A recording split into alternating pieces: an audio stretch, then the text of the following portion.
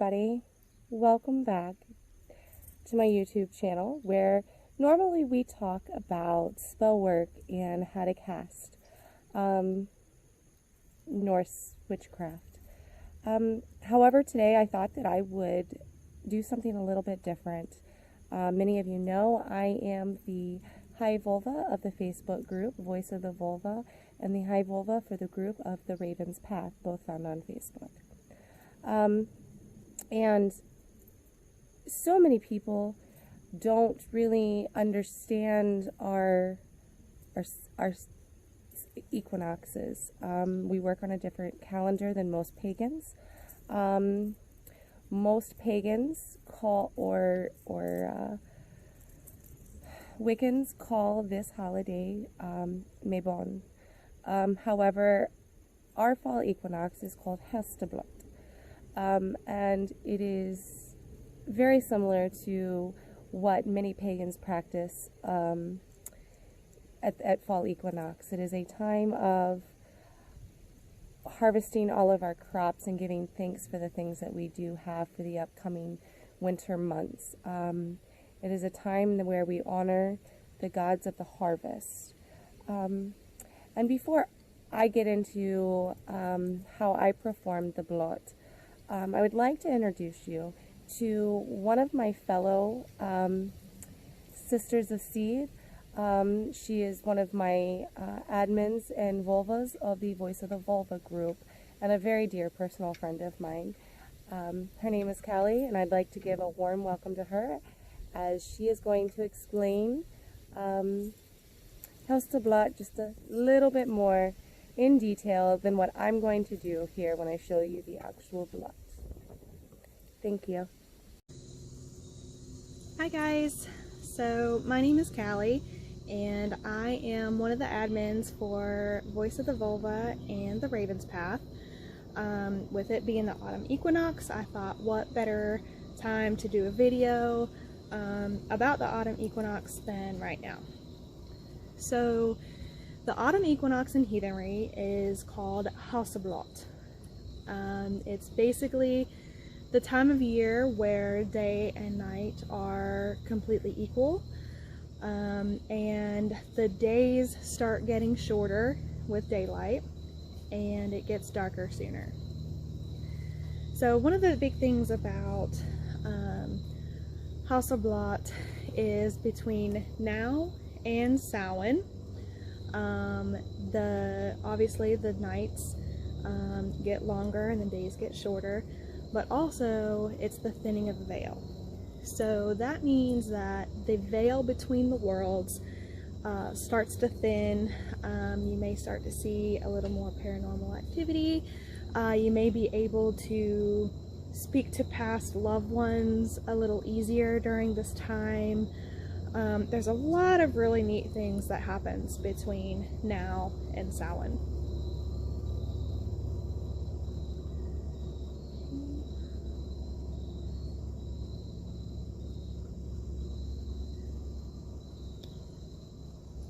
So for the autumn equinox, one of the best things that you can do to celebrate is make an altar. During the autumn equinox, you also go ahead and finish up harvesting the rest of your vegetables that were in your garden, any fruit that is still ripe. This is kind of about the time when things start to peter out in your garden, and you can harvest the last little bit before winter hits.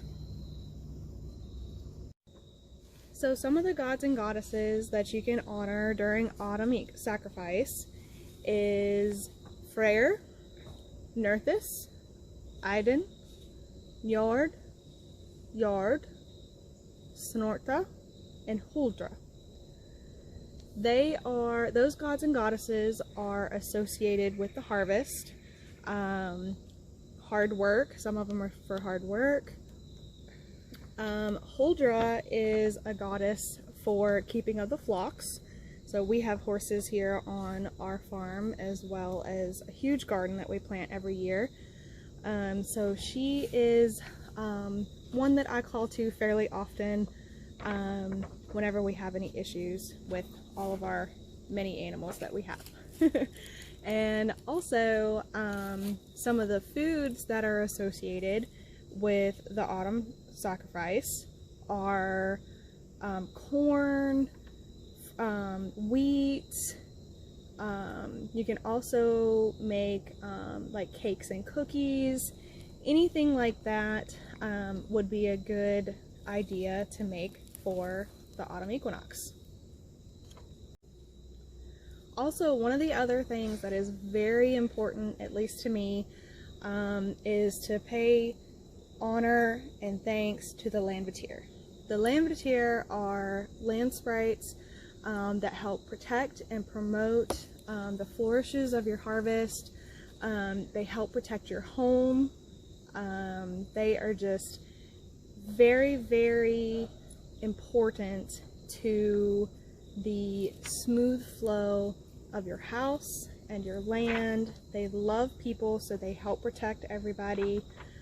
So they are one of the bigger things that for the autumn equinox that we pay honor to as well. So how I do my ritual for autumn equinox is I get one white candle and one black candle. The white candle is for bringing in goodwill, bringing everything to fruition that you want for the rest of the year. And the black candle I use for banishing the negative thoughts, negative energy, things that you want to get rid of. That is what the black candle is for.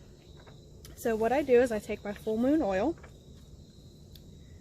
and I anoint my candles. So the white candle, I keep it pointing towards me, and I take the oil and I pull it towards me so that I'm bringing the good energy and the things that I want to myself.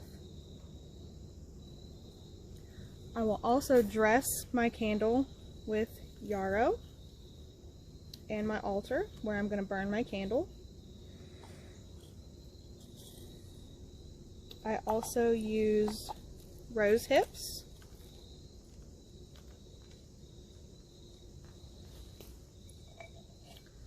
as well as cinnamon, because cinnamon is very good for protection. And I also get several bay leaves. Now, bay leaves I use very, very regularly. Anytime I'm doing a casting to either bring stuff into my life or to get rid of things, depending on which one I'm doing, I will always use bay leaves. So the bay leaves that I want to bring into my life, I will usually write on the back what it is that I want to be brought into my life. So for the rest of this year, I would just like to keep my family healthy and happy, bring in good fortune, have a good crop next year, come spring. So I will either write on the back of the bay leaf what I want, or I will hold the bay leaves in between my hands and I'll think deeply about what it is that I want, and then I'll breathe into the bay leaf to make the bay leaf come alive with what I want. So I'm going to go ahead and do that now.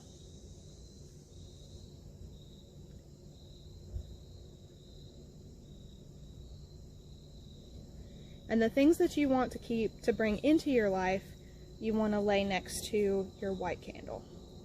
Now your black candle, like I said, is for banishing and getting rid of things. So when you dress your black candle, you want to hold it away from you with the wick pointing towards you, and you want to anoint your candle with your oil and push it away from you, because you're trying to get rid of the bad energy, things that you want to let go of, whether it be bad habits, things that you don't want to do for the next year. Just push it away from you. And then I will also do the same thing with the bay leaf for the black candle. I'll put it between my hands, think about what I want to get rid of and what I want to banish for the next year, and I'll breathe life into that bay leaf.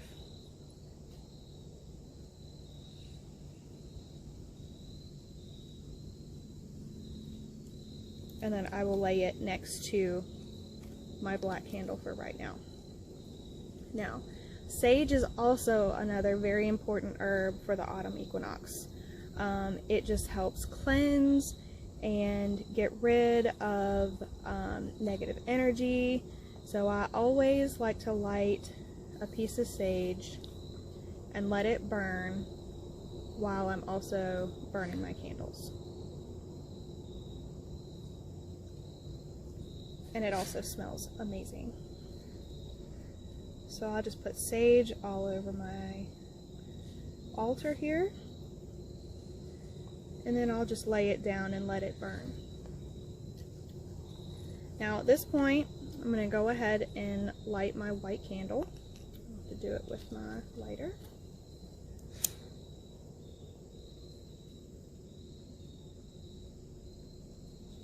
And I'm also going to light my black candle. Now the white and black candles are also good to represent the light and dark of things.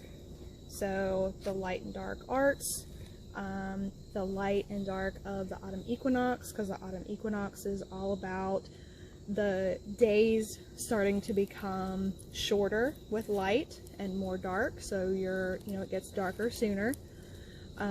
Also, when you think about the light and dark, you also think about the thinning of the veil. So from now until Samhain, which is October 31st, the veil between the worlds starts to thin, and that's when you get more things to happen, pretty much. So while my candles are burning on my altar, I just keep thinking over in my head what I want to bring in to myself for myself and my family this year, what I want to get rid of, what I want to banish, what I want to push away, and I'll just sit and reflect on the year and how things have gone. It's also important to remember when you're honoring the gods, or you are, for lack of a better word, asking for their help. Our gods are not the end-all be-all. They do not grant wishes. So the best thing to do, or the best way to think about it really for our gods, is they walk alongside us. They're not magic genies that, just you ask them for something and they give it to you. Our gods want to walk among us. We are a representation of them. So the best way for me to tell you to think about it is ask your gods to give you strength for whatever it is that you want to bring into your life. And your black candle will obviously let go of the things that you want to get rid of for the year. Okay, you can stop it. Thank you so much, Callie, for giving a detailed explanation on our Haustblót. Now, she spoke about how we harvest our herbs and our crops, and we give thanks to Freya and some of the other, she mentioned a couple of our gods and goddesses. She didn't mention one that I am very, very connected to, and I have dedicated my entire crop garden and herb garden to her, and she is the goddess Githon, and she convinced a king. She dressed as a hag, and she convinced a king to give her land, and he told her, you can have as much land as you can plow in one night. Not knowing that she was a goddess, and not knowing that she possessed powers, and she had 2 sons that she turned into great oxen to plow the fields in which now is one of our homelands. The next day he woke up to find that she had plowed most of the country, which is now Denmark, and Norway. So what I do for the Haustblót, I gather some of my crops that I have grown. Now, Many of you are not able to grow your own gardens and have your own fresh vegetables and harvest, and that's okay. Our gods, of course, understand that not everybody has the means to grow and cultivate your own food. Many of us live in cities. I am very fortunate, and I live out in the country where I don't have to see civilization unless I choose to. And I'm able to grow my own stuff. But many of you are not. And it is okay to go to your produce section or a local farmer's market to gather things of resources or a vegetation and harvest that you yourself enjoy throughout the summer, and that you are honoring the ones that helped grow the land, and you are giving thanks to the gods and goddesses that... Whoop, that could have been bad. Wind blew a little strong. That you are, pardon me, that you are giving thanks to the gods and goddesses of harvest that have given the farmers the means and the nutrition in the soil to cultivate the produce that they are able to grow for you. So even if you don't grow your own things, you can go and purchase your harvest your things of harvest. Now, my other half, Tom, and we have grown our own eggplants and peppers and tomatoes and some gourds. Unfortunately, our gourds didn't turn out the greatest this year. We had an extremely excruciating hot summer, and it didn't do well for those. For our butternut squash is what we grew. But all of our other vegetables grew in plenty. I will be honest with you, it was very, very difficult to actually keep up on the amount of produce that we were able to grow this year after I did my dedication to Gifon. And so it's been hard to keep up on it, but I wanted to make sure that I gave thanks to Gifon and Freyr for giving me the land that it has provided for me so I could do this offering. So I have put together a dish of all of our peppers and our eggplants and some of our herbs that I have grown and cultivated over the summer. And this is an offering bowl that I will dedicate, of course, to the gods. And then I have made an incense of yarrow and mugwort, both sacred plants to our path, and cinnamon, because cinnamon is the spice of the season. It seems like everybody loves cinnamon. And so what you do to do this, you sit and you give your offering, you light your incense, and what I'm going to do is just take my piece of cinnamon stick and light it.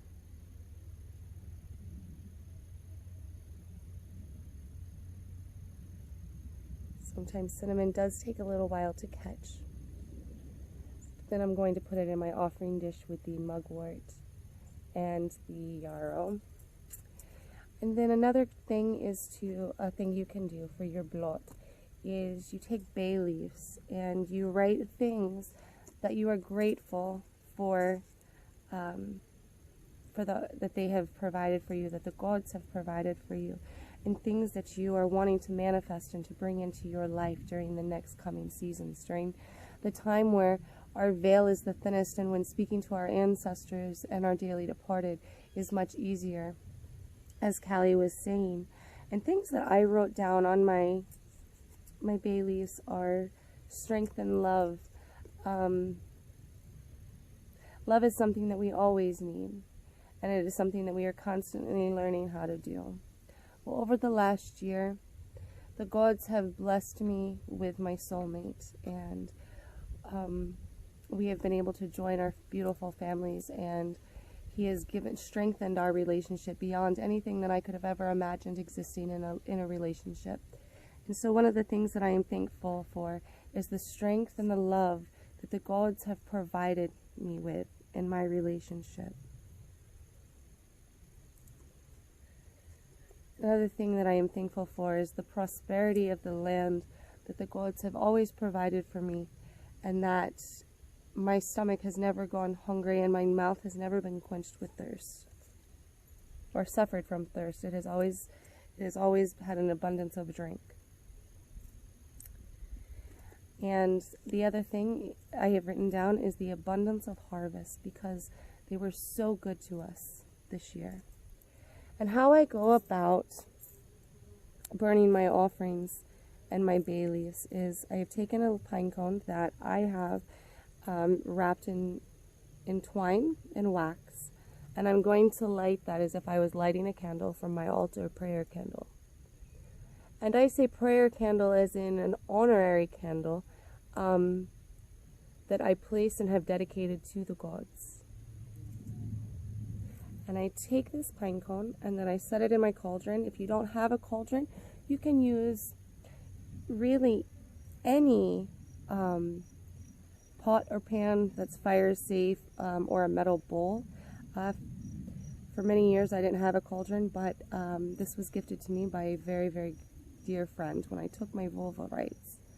And I'm going to place that in my cauldron so it can keep my fire going in there. And then I just sit and I meditate and I talk with the gods.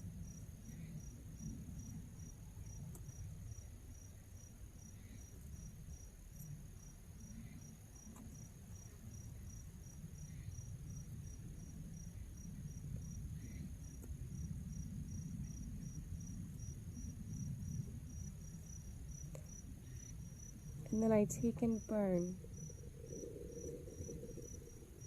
each thing that I am thankful for.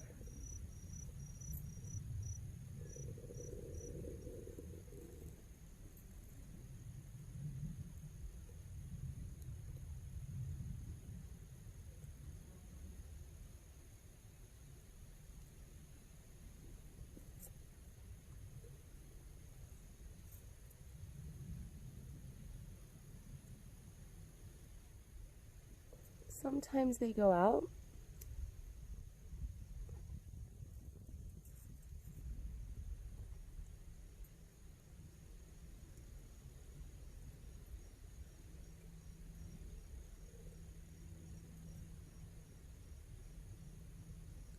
I spend time with the gods, as it is a very, very sacred time of the year and a great time to be thankful.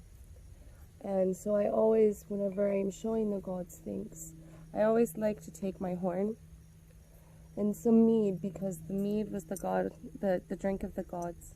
And today I am offering up some mead with vanilla and cinnamon.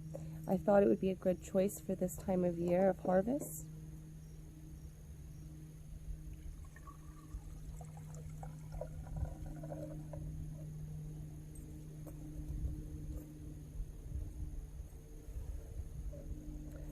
Now to the gods for giving me the abundance of harvest and crops, and for the abundance of love and prosperity and strength that you have brought into my life. We thank you for gifting me with a love that only the gods could have bestowed upon me.